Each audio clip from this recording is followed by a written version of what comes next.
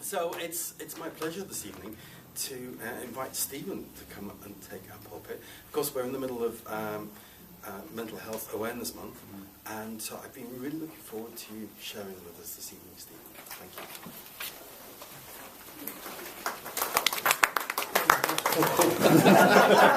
I just, until that moment, I thought, oh, thank goodness, Michael hasn't done one of his kind of like, normally kind of, I'm really excited and really pleased to have dinner here tonight. And you think, oh, goodness, there's no kind of expectation. No pressure. But thank you for that really gentle kind of introduction. And then you clapped. Gently. And I've forgotten my piece of paper.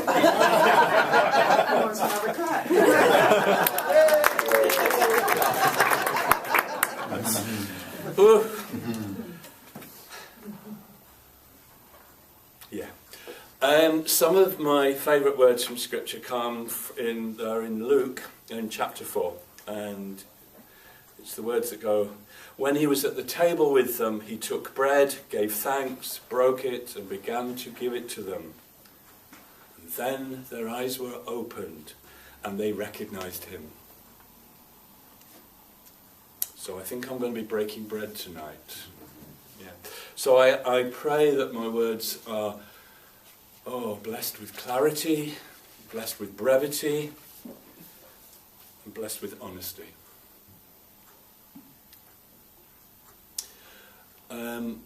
I was born in the north of England. I come from a very typical middle-class family. There were two of us, my sister and I, and my parents.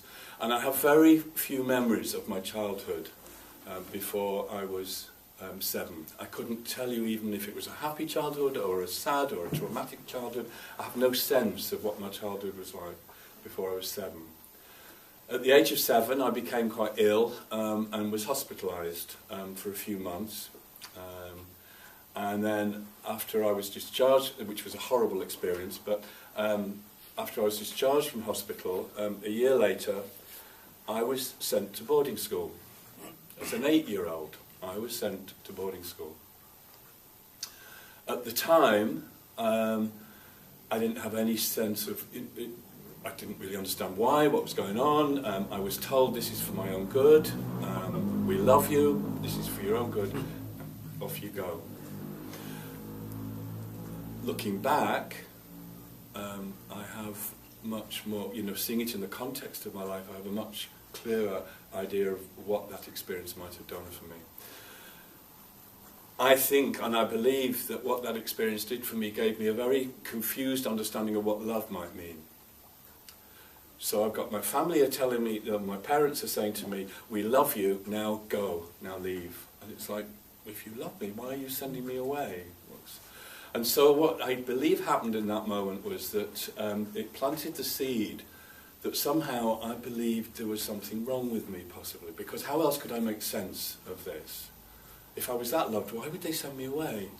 And it also sort of, ripping me away from that place of love and nurturing, and still left with the need to love and connect with others, kind of prompted what then became a lifelong pattern of behaviour. And that was, I used to get the most enormous crushes on the boys I was at school with, and they were all kind of unavailable. And this sort of set up the pattern of falling for unavailable people.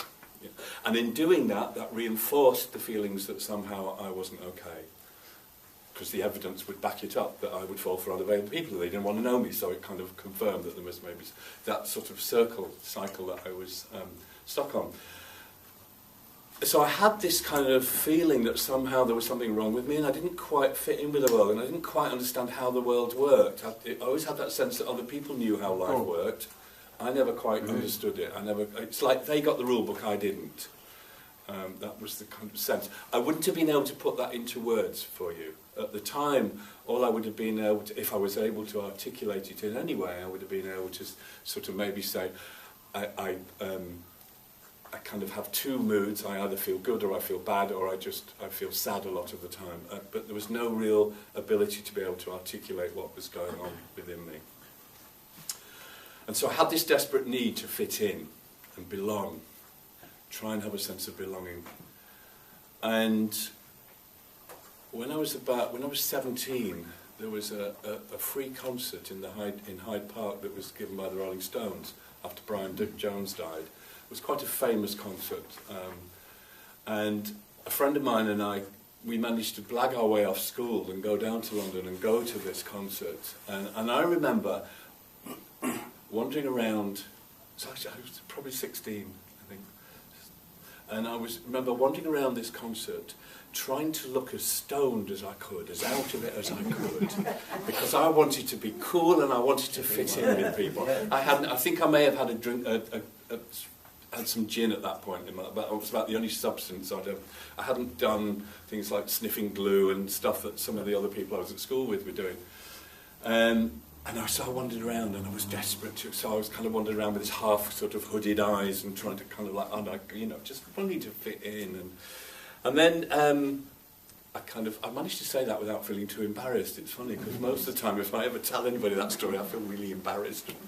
But and then I left school and I had some friends who, particularly who smoked dope, and I was very impressed with them. I was kind of drawn to them. They were cool and they were different and there was something, and I wanted to be like them. And so I eventually managed to sort of get over my fear of what would happen if I smoked some dope and smoked dope with them. And I was absolutely terrified, but I thought, no, I'm going to do it. And nothing much happened, actually. And so I was a bit sort of underwhelmed by the experience. But I was with the boys now. I was with the big boys and I was cool and stuff. And to cut a long story short, from then on, I started taking drugs. I started taking them quite regularly, and I very quickly went from smoking dope and going to the pub with some friends on the weekends to moving down to London, starting to take other drugs like LSD, and then discovering amphetamines and started taking them. And there was a difference between the way that I took them and other people that I knew took them. I liked the way they made me feel. It took me out of myself. I felt like somebody other than myself, and I liked that feeling. And so of course I wanted to do it again and again and again. Other people, they could just do it the once, have a good time and then put it down for a while.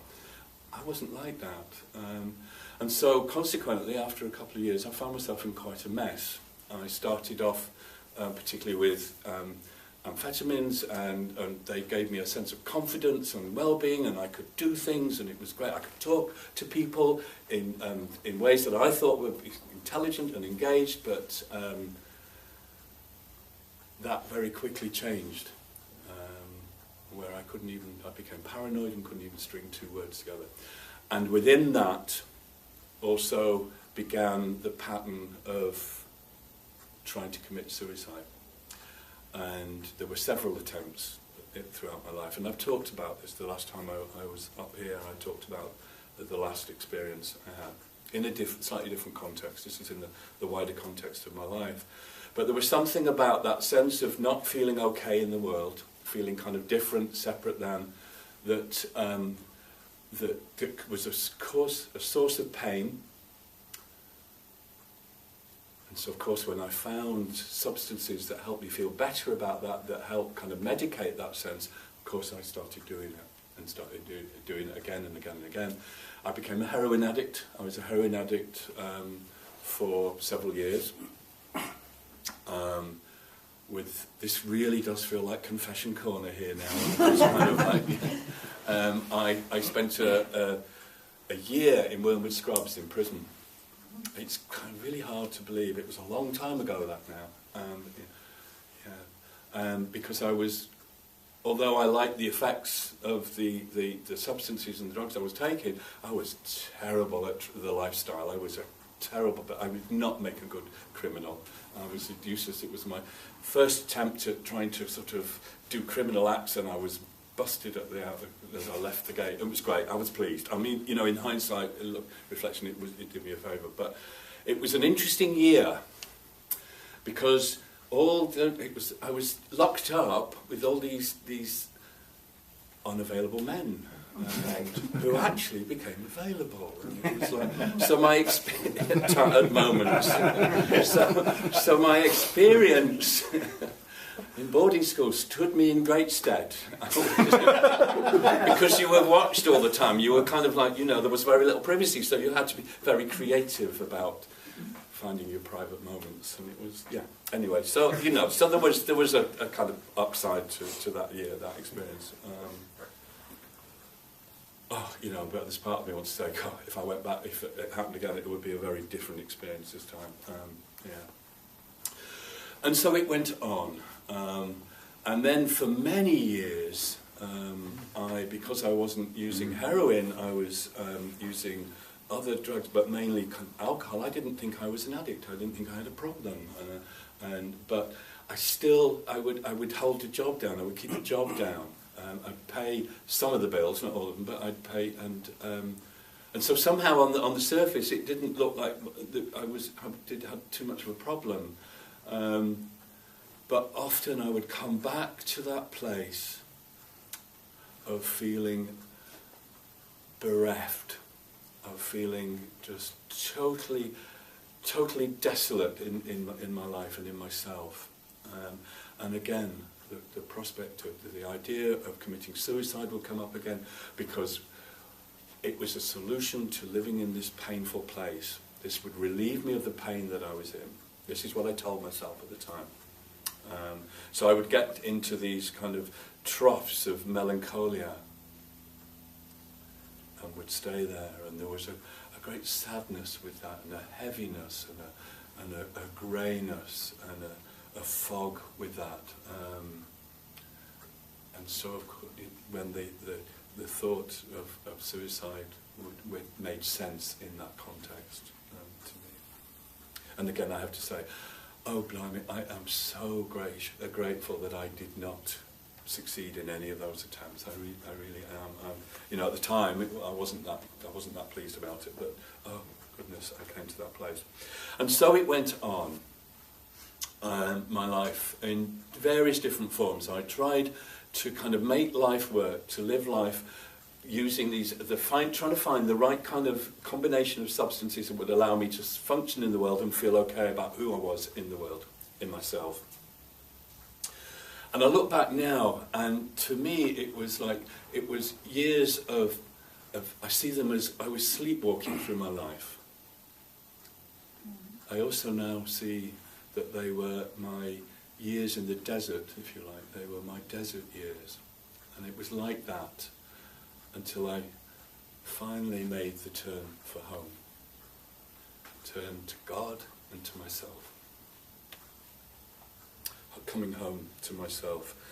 And how that happened was that I had been in a long-term relationship. We used a lot of drugs on the weekends and stuff, but we managed to keep jobs down. We paid the rent, so somehow we didn't have to face the consequences of what we were doing. But still, we sort of every so often we'd get that awful feeling of like, never going to do that again, and we'd both say, no, never going to do that again, and then do it again the next week and do it again and again and again.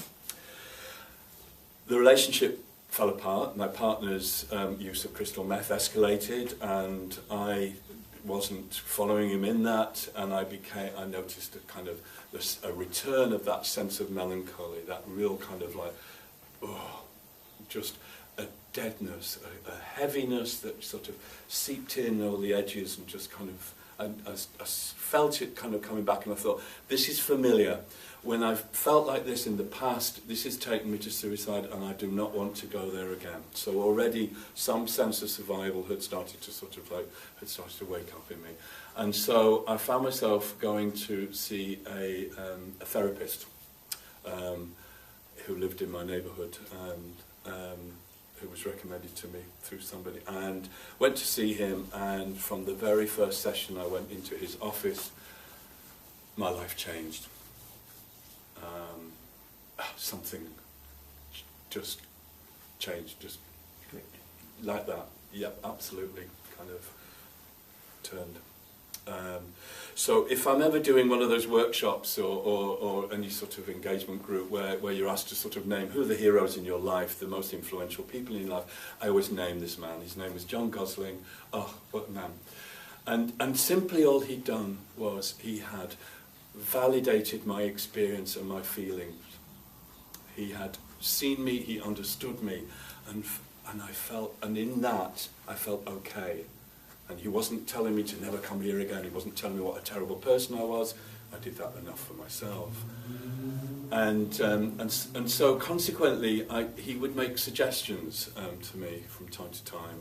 And so when I found myself wondering if I hadn't, because I broke up with my partner, and when his crystal meth addiction really escalated and took off, I found myself wondering if it was my fault. If we hadn't broken up the relationship, maybe he wouldn't be doing that. And so my therapist wondered about if I'd ever heard of a 12-step program called Al-Anon, and I said, no, I had no idea. I'd never heard of 12-step programs, but I went to a meeting, and that was my first encounter with the process of recovery and 12-step. He also, a little later, because 9/11 happened, and then I was in a very obsessive relationship with, because I used to have these obsessions, not only about the drugs and using kind of substances, but other things, like people particularly. And so I'd broken up with my partner, and I'd met somebody on a trip to New Mexico, and just fell, I would tell myself fell in love, fell in lust with, or something, fell into something. I've since I saw somewhere written recently that said, rise in love, don't fall in. And I thought, that was wonderful, yes. So at those times, it was a falling in something into something, and so it triggered this kind of an obsession. And the obsession was because he wasn't that available. And so, of course, the more unavailable he was, the more I was kind of hanging on and wanting to make something happen. And of course, the more I was doing that, the more frightening I became, and the more he wants to go away from me. And it's like, who can blame him? And it's like, and so my therapist said, recommended that I might think of attending a weekend workshop that was put on by an organisation called Body Electric. And Body Electric, I didn't know anything about them before I went. It was basically, I was in that place of like, if he suggested something, I'd go. I was desperate to learn. And I went to this weekend. And basically the weekend was a weekend of connecting with other men. It was a week, we did breath work, lots and lots of breath work, massage work, sharing, connecting, touch, and basically we spent the weekend kind of opening ourselves, connecting with others in a very intimate way, in a way of intimacy that I'd never encountered before. If you'd said intimacy before to me, I would have immediately equated that with sex. That's what intimacy meant to me. This was something totally different. And I actually had the most amazing experience. I came out of that weekend. They said to us actually at the end of the weekend, when you leave here, you may want to be mindful of the fact that you've might be in a slightly altered state, and you want to sort of be aware of that, and just take care of yourself, be gentle with yourself. And so I left feeling incredibly high. I felt so open and fearless and just very, it's hard to explain, but just very high. I had taken a lot of ecstasy at that point, so I knew what ecstasy felt like, and that's pretty close to what I was feeling like when I left that weekend. And then what happened was that, so my idea by that point, I'd already started to explore some kind of different ways of doing things, and so I went home. My way of looking after myself and taking care of myself was to go home, run a bath, light some candles, put some nice music on, and pour myself a great big glass of red wine, which I did. And I got in the bath and I started drinking this wine, and it was like, ugh. There was something about the effects of the alcohol kind of starting to deaden my senses, my feelings. I had such a live sense and feeling in my body, and then this alcohol, I thought, this does not belong in here, this is not. And so for the first time in my life, well, what seemed like my life since I was a child, I actually considered the thought of not drinking. It was like, oh. So things started to change, and I went back to see my therapist for our first visit after this experience at the weekend. And I was explaining to him how I felt and the effects of the weekend and he told me that, you know, part of his reason for recommending it was that I might experience the idea of intimacy takes other forms, that I might experience a different kind of intimacy, and I sure enough did that. But he also told me what Carl Jung had said. He was a Jungian therapist, so he championed Carl Jung, but he told me what Carl Jung had said towards the end of his life when he was interviewed, and he was asked on British television, in fact, if he believed in God. And Carl Jung responded and said, "I don't have to believe, I know." And that, I don't know, a light bulb went off in my head. Something opened, some door opened in me when I heard that, and I thought, oh, this means that I can experience God. I don't have to have some kind of theological understanding or some reasoned understanding of God, some ideas that I take on that somebody tells me, but I can actually experience God. And I thought, so I experience God here rather than here. Wow. And so that was my real turn for home. That was when I turned for home. And my life changed from then. I started the long, slow, ever ongoing journey of coming home to God and to myself. And of course I'm still on it and hope it never ends. I trust that it will be ongoing. And so now it's 13 years since I had any kind of drugs or alcohol.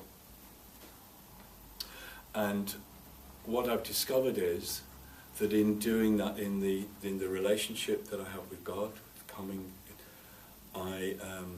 and in the other work that I'm doing, and this sense of kind of familiarity with myself now, and having learned a language to be able to articulate what's going on for me, that I talk about being able to articulate my thoughts, and now they've just suddenly disappeared. I can't. That thought, but there's something about I experience a contentment in my life now. Not all the time, but I have extended periods of contentment in my life, and I now know that was the thing that I was always looking for. It was a sense of being okay with who I am in the world and in my body. And of course that was what I thought I was experiencing when I was off my head at some point. Because in those moments there was an absence of fear and anxiety. And so I experienced that. I didn't know that's what I was always looking for, but having now experienced it, I now understand that was what I was always looking for. And the way that I used to sort of describe myself, if I was able to describe myself at all, was particularly in those periods of kind of depression, like melancholia, that sort of dead greyness, was that the old-fashioned way of developing photographs was that you would make a negative and you would project a negative onto a piece of paper, a photographic paper, which then would be taken and would be put into a shallow bath of chemicals and would be then gently moved in this bath of chemicals. And then what would happen is that the image would start to very gradually appear on the paper, and very hazily. That was how I felt. There was like some kind of suggestion of who I was, some kind of hint, but no kind of real, kind of clear outline or sense of solidity. And that was how I always felt. Recently, a couple of weeks ago, I was with my spiritual director and realised, because the ongoing concern I've had at the moment, or my ongoing journey at the moment, has been about how to live with this sense of myself that is very rooted in the earth, in clay, that very humanness, human side of myself. How do I live with that, with this other aspirational side of myself, this part of me that aspires to God, to live in God, but yet seems to be hampered by this kind of very clunky, rooted, heavy kind of humanness.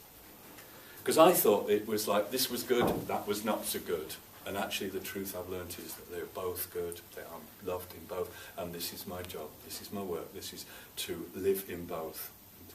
And I had this image of myself as a temple, that is very rooted in its foundations, in the earth, and there are these kind of pillars around it that are reaching to the other, to spirit, and the wind and the breeze blows through it, and I am both. I am both aspirational and I am rooted. And I was kind of like, wow, that's so different than that kind of sense of vagueness that how I'd seen myself. And so that's where I am today, living a life that is completely unrecognisable. I suspect that if I'd met myself as I was 30 years ago, I met myself today, I would not recognise myself. I wouldn't believe me if I did try and tell, this is you, this is where it goes.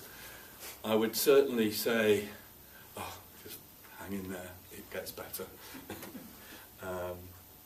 And so this is where I am today, and feeling incredibly blessed to be where I am today in my life. And what John Gosling offered me that first day has always stuck with me and has inspired me. And if I can do that for others, then that's what I'd like to do, and so that's what I do in my work as well. So I'd like to finish with some words from Edwina Gately. This is called The Sharing. We told our stories, that's all. We sat and listened to each other and heard the journeys of each soul. We sat in silence, entering each one's pain and sharing each one's joy. We heard love's longing and the lonely reachings out for love and affirmation. We heard of dreams shattered and visions fled, of hopes and laughter turned stale and dark. We felt the pain of isolation and the bitterness of death. But in each brave and lonely story, God's gentle life broke through, and we heard music in the darkness and smelt flowers in the void. We felt the budding of creation in the searching of each soul, and discerned the beauty of God's hand in each muddy, twisted path. And God's voice sang in each story. God's life sprang from each death. Our sharing became one story of a simple, lonely search for life and hope and oneness in a world which sobs for love. And we knew that in our sharing, God's voice with mighty breath was saying, love each other and take each other's hand. For you are one, though many, and in each of you I live. So listen to my story and share my pain and death. Oh, listen to my story and rise and live with me. Amen.